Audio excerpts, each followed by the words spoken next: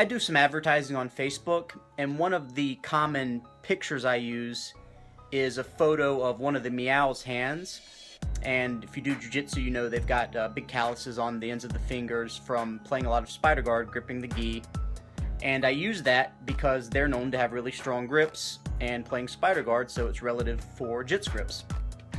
But every now and then I'll get someone who comments something like, "Oh, so gross, why would I want to buy this product and have my hands look like that?" Or, "That's why I don't play spider guard, because I don't want my fingers to look like that."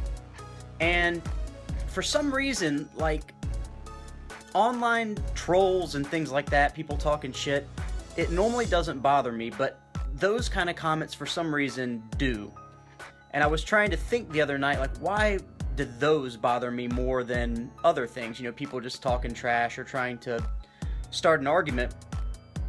And I think what it is because statements like that are just such a loser mentality, and they detract from the athletes that should be the focus of the advertisement. So what do I mean by that?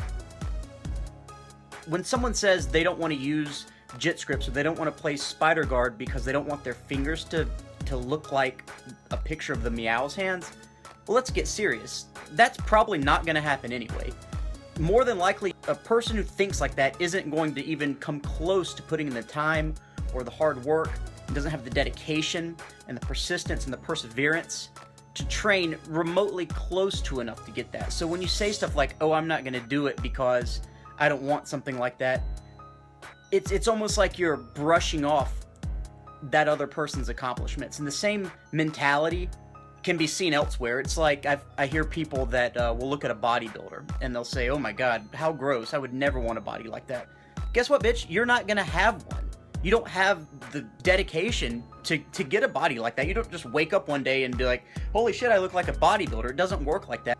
The only thing I can think is people try to take away or lessen the accomplishments of somebody by calling it gross or calling it nasty or saying they don't want it, to make themselves feel better about the fact that they haven't taken any action or dedicated themselves to the accomplishment of whatever it would be that produces that effect as a byproduct.